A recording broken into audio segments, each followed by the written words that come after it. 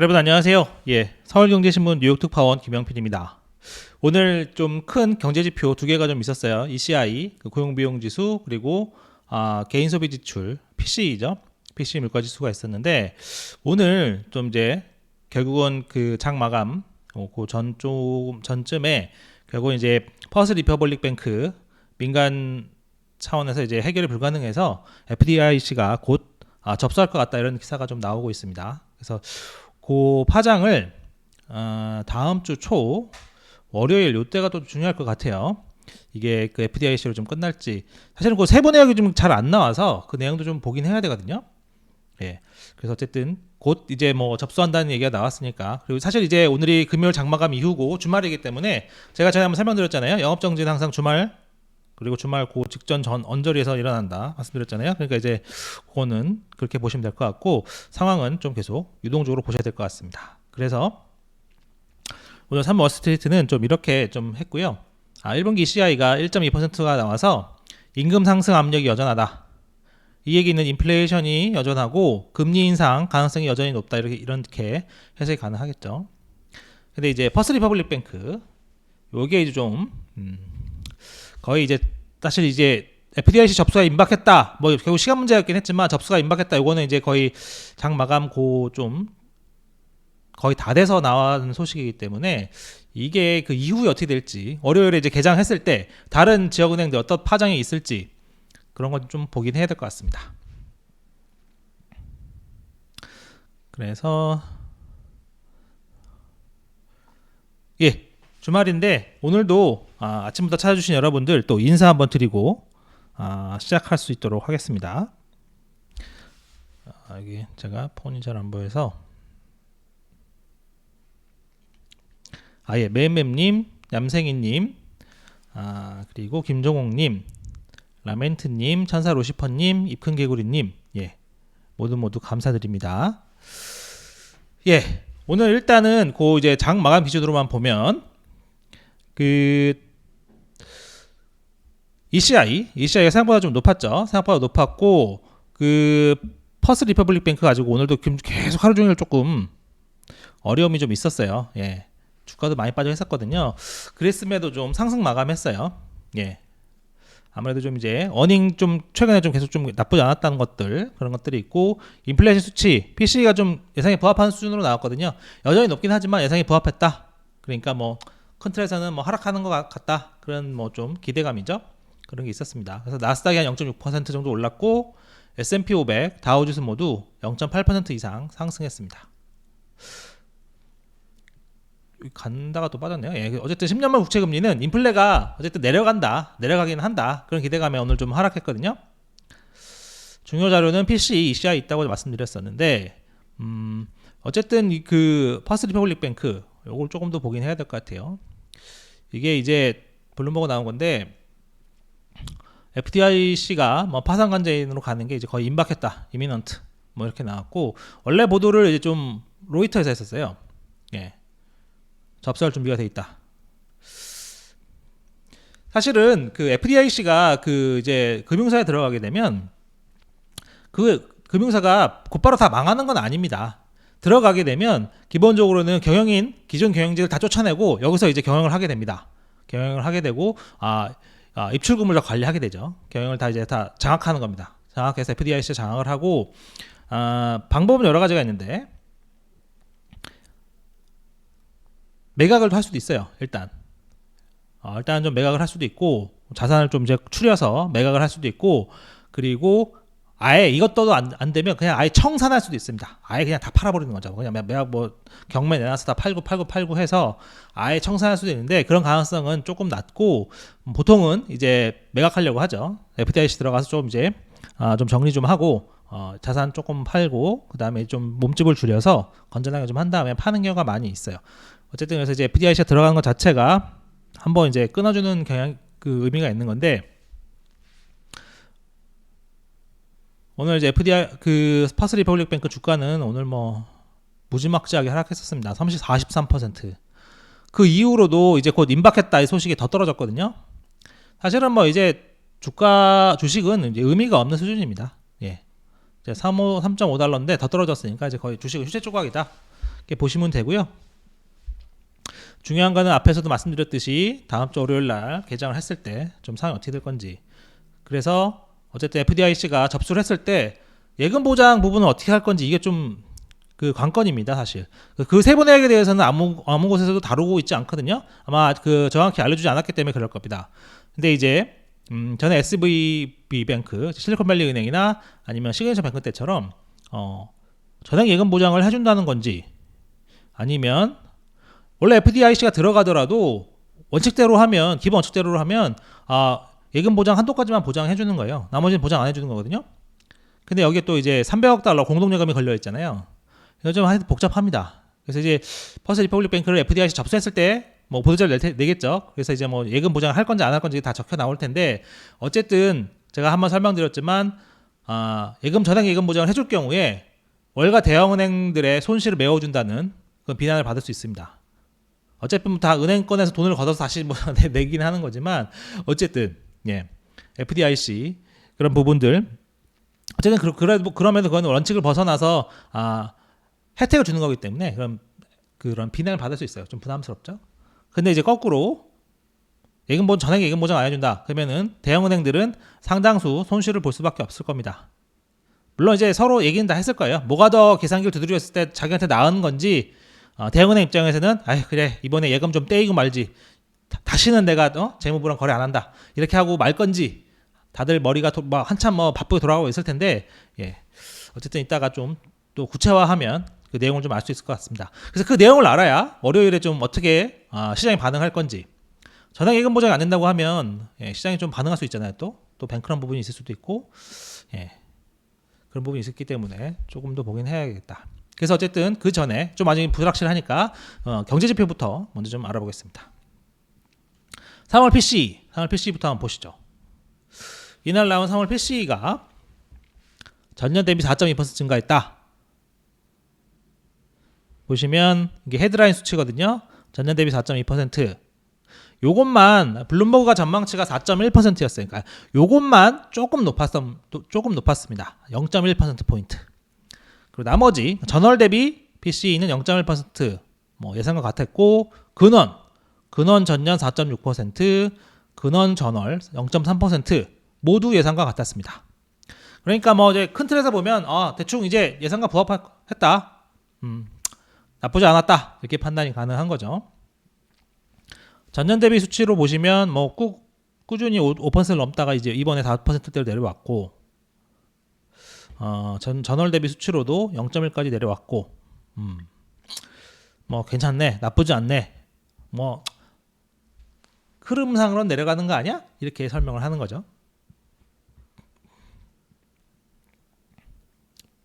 그리고 이제 중요한 게 그 연준과 제롬 파월 의장이 얘기하는 초근원 서비스, 즉 슈퍼코어 서비스, 그 근원 서비스에서 주택 부분을 뺀 이런 슈퍼코어 서비스도 2월이 0.3%였는데 그것도 0.2%로 떨어졌습니다.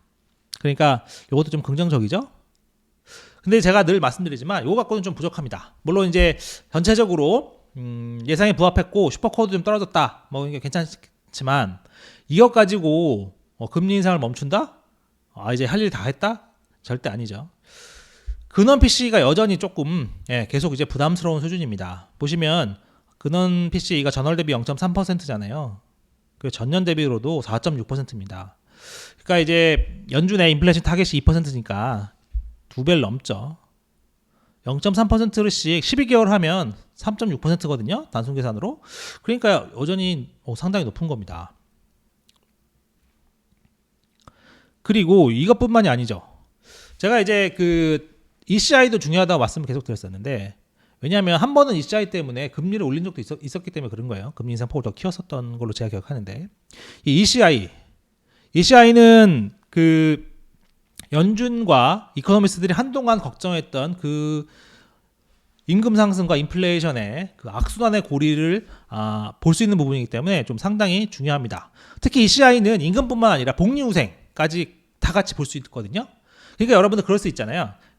뭐 직원들한테 내 임금은 조금 덜 올려줄게, 대신 뭐 나머지 복리후생을 더 많이 얹어줄 테니까 그렇게 계약하자, 이렇게 할 수 있지 않습니까? 그러니까 이제 임금만 보면 이거 전체적으로 다 못 볼 수가 있는 거예요. 그래서 이제 어쨌든 ECI는 그걸 총체적으로 다 인건비를 보기 때문에 이게 좀 더 정확하겠죠. 그래서 이제 고용보고서상의 시간당 평균 임금 이것보다 ECI가 더 정확하고 중요하다. 이거는 컨센서스입니다. 그래서 ECI를 잘 봐야 되는데 ECI가 1.2%가 나왔어요. ECI가 1.2%가 나왔어요. 보시면 ECI가 1.2%.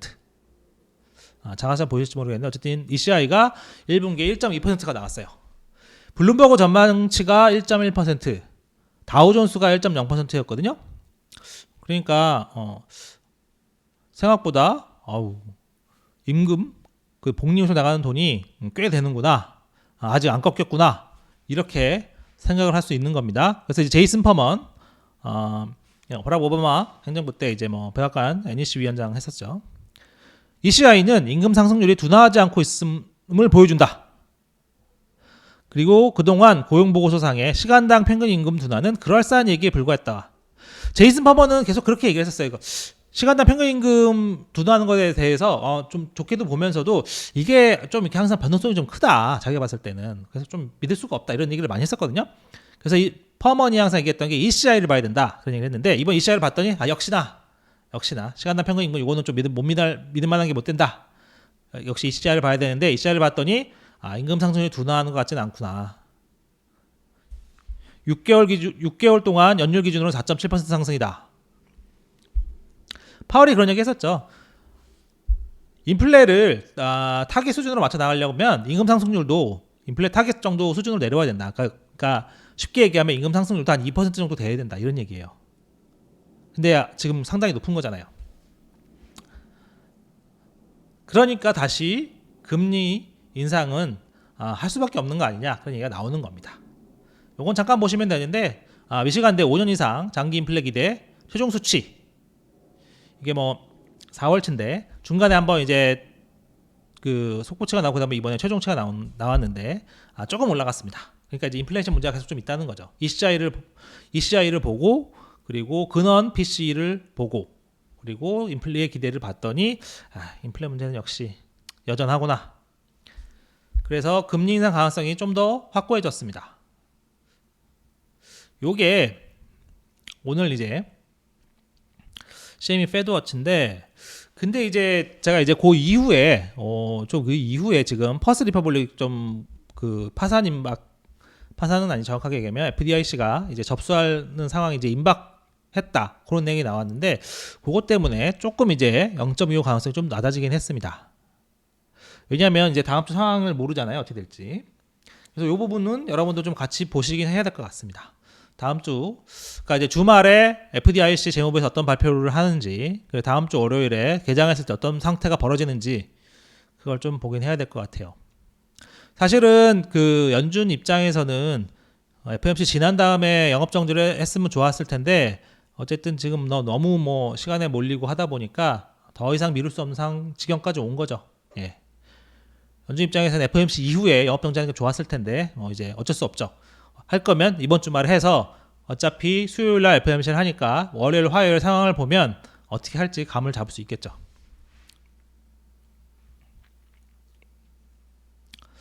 그래서 어쨌든 그 경제지표만 놓고 보면 스태그플레이션 가능성이 있다 계속.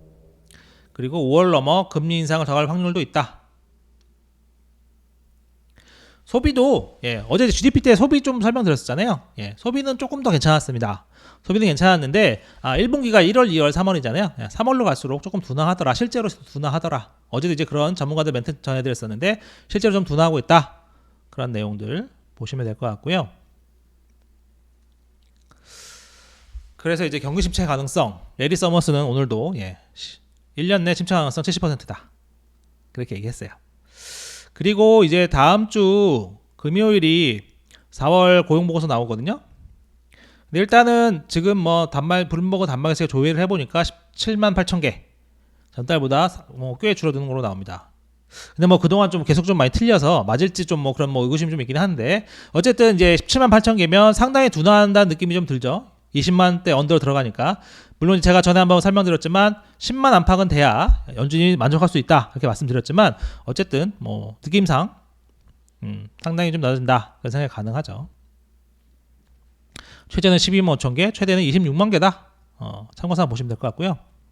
하지만 여전히 실업률이 3.6%예요. 그래서 좀 이렇게 계속 둔화하긴 하는데 아직 갈 길이 좀 멀다. 갈 길이 좀 멀다. 예. 그래서 서머스는 어쨌든 5월에 인상해야 되는데 6월은 자기는 잘 모르겠다. 왜냐하면 이제 그 지역은행 위기 이런 것들에 있어서 6월은 좀 봐야 되겠다. 예. 그래서 좀 이렇게 그동안 퍼스트 리퍼블릭 놔둔 거에 대해서 좀 뭐라고 했어요. 이미 그 어떻게 보면 그날 실적 발표했을 때 이미 솔직히 말씀드리면 이미 그때 맛이 갔다고 보시면 됩니다. 예. 그 정도의 예금 유출을 갖고는 살아남을 수가 없어요. 예. 살아남을 수가 없고 그냥 살아남더라도 오늘 죽나 내일 죽나 그런 상황이었는데 약간 계속 이제 사실 재무부 입장에서는 옐런 장관 입장에서는 민간끼리 좀 해결을 하는 걸 계속 바랬던 것 같아요. 어떻게든 니네끼리 좀 뭐 대출 사주고 해줘라. 근데 이제 대형은행들도 배임 문제가 있고 한 번 이렇게 꼬이기 시작하니까 지금 계속 꼬이잖아요. 그래서 지금 꼬리짜기를 하냐 마냐 그런 상황입니다. 그렇기 때문에 문제가 좀 계속 질질 끌면서 불확실성이 좀 더 커졌죠.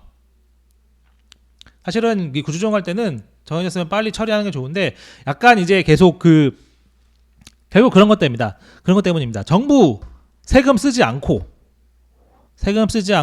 처리를 자꾸 하려다 보니까 민기적 거리면서 문제가 커진 거죠. 그래서 이 부분을 좀 어떻게 될지 이게 좀 관건입니다. 사실 오늘 오전부터 이제 CNBC에서 FDIC로 넘어갈 것 같다 이렇게 얘기를 했기 때문에 상태가 계속 좀 안 좋았죠. 사실 이렇게 되면 장마감 후에 바로 영업정지 발표를 하는 것도 하는 게 맞거든요. 사실은 장마감에 바로 영업정지 발표 이렇게 하고 이렇게 해야 되는데 그마저도 계속 좀 끌고 있는 거 보면 내부적으로 엄청 좀 갈등이 많은 것 같아요. 예. 어떻게 할지 두고.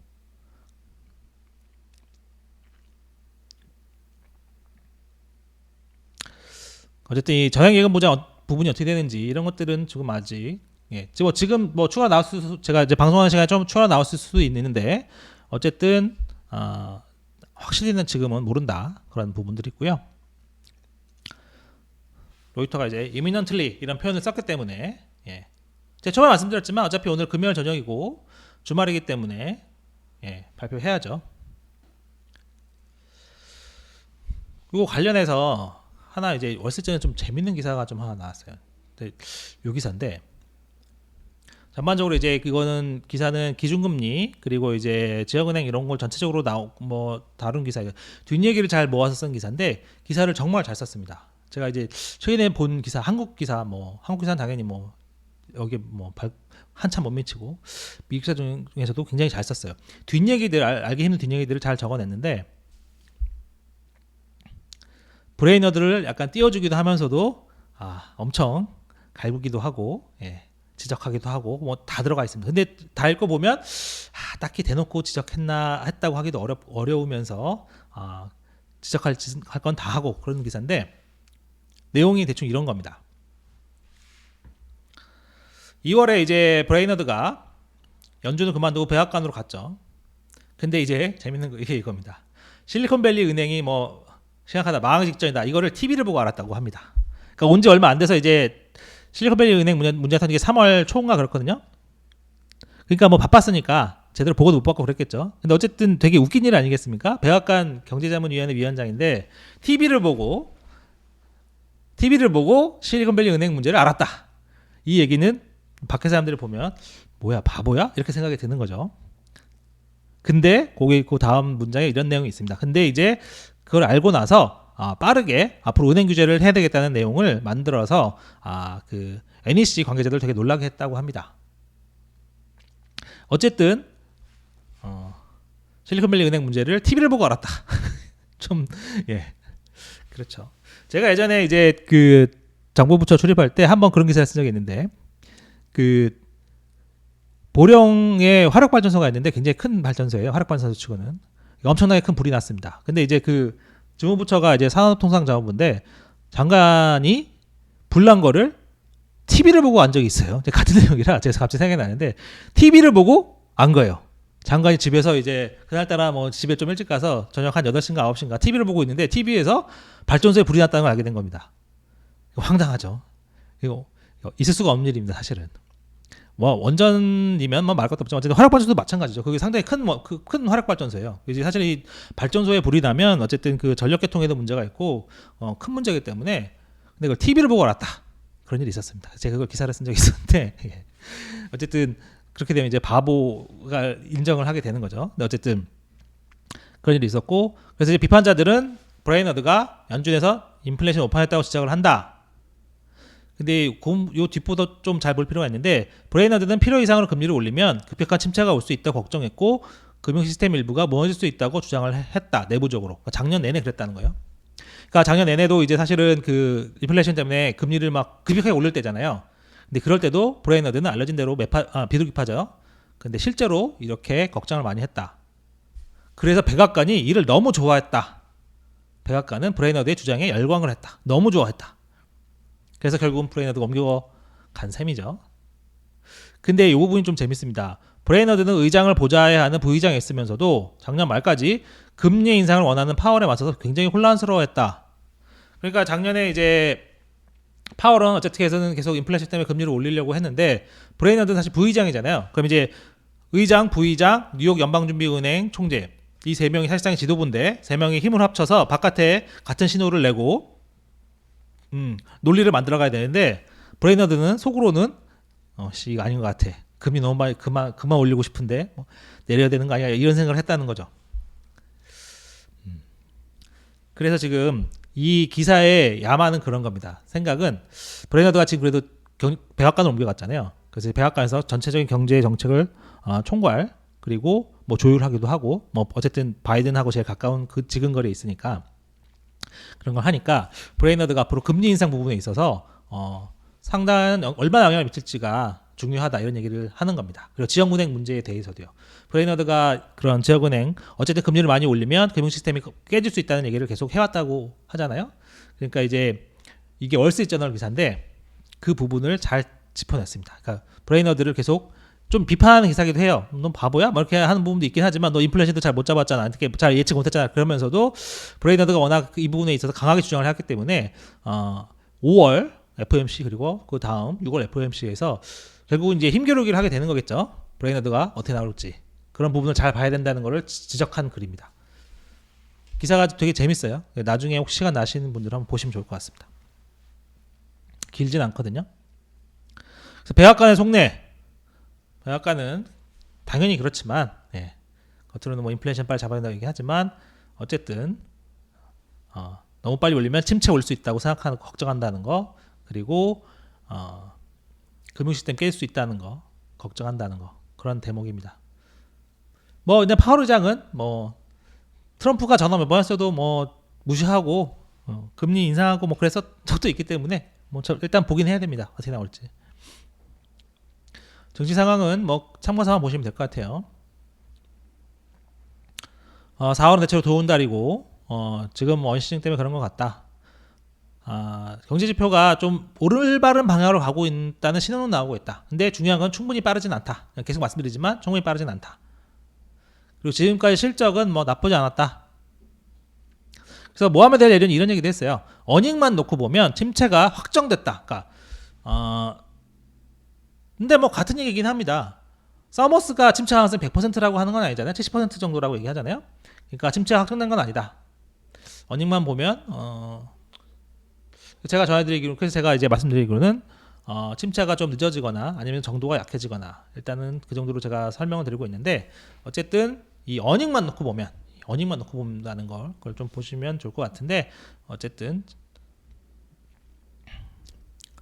그래서 레피니티브 자료에 보면 S&P 500 어닝 전망치 뭐 여기 나오거든요. 1분기, 2분기는 전년 대비 마이너스였는데 3분기, 4분기는 플러스로 간다. 그래서 뭐 역대 최고치로 갈 수도 있다. 이게 조금 가능한 거야? 뭐 이런 뭐 의구심이 있는 거죠. 근데 이제 이렇게 3분기, 4분기 즉 하반기에 좋을 수 있다고 보는 사람들은 경제 전망이 불확실하지만 심각할 정도는 아니고 심각한 침체가 올 정도는 아니고 연준이 금리 인상을 중단하고 금리 인하까지 할 수 있다 이렇게 판단하기 때문에 이렇게 보고 있는 거다 이렇게 설명을 좀 해줬어요. 하지만 계속 말씀드리지만 이제 낙관적이다 뭐 그런 주장들이 있고 그리고 뉴턴 인베스트먼트에서는 연준이 금리를 내릴 것이라는 잘못된 믿음이 기술주 주가를 올리고 있다 이런 얘기를 하기도 했어요. 그런 얘기를 하기도 했다는 거. 그리고 블랙스톤, 스타우드 모기지 리츠에 공매도주 쏟아진다는 거 보시면 좋을 것 같고, 이 연방정부 부채 한도 좀 관련해서 좀 걱정하시는 분들 좀 있어서 보시면 어쨌든 이제 민주당 내에서도 공화당의 뭐 전술은 좀 마음에 안 들지만 어쨌든 바이든 대통령과 공화당이 이제 앞으로는 매일 이제 얘기해야 되지 않겠냐, 이렇게 좀 이제 중도파, 온건파들이 좀 계속 늘어나고 있다고 해요. 결과적으로 대화로 풀어야 되겠죠. 예, 대화로 풀어야 되겠습니다. 그래서 그런 내용들이 있고, 이제 다음 주에 벌써 이제 FOMC가 있거든요. 다음 주 수요일에 FOMC가 있으니까 그런 FOMC 상황, 그리고 이제 퍼스트 리퍼블릭이 주말 내 그리고 월요일에 어떻게 처리될지, 이 부분은 사실 이게 잘못 처리되면 약간 FOMC에도 영향을 줄 수 있기 때문에 잘 보긴 해야 되겠습니다. 그래서 제가 준비한 내용은 그 정도고요. 이게 오늘 뭐 짤로 도는 건데, 퍼스트 리퍼블릭 뱅크를 17달러에 사서 12달러에 팔았을 때 뭐 이렇다, 뭐 그런 겁니다. 어쨌든 퍼스트 리퍼블릭 뱅크 주식은 휴식 조각이 되긴 했어요. 그래서 그런 내용 보시면 좋고요. 지금부터 혹시 궁금하신 내용 있으시면 제가 답변 드릴 수 있도록 하겠습니다.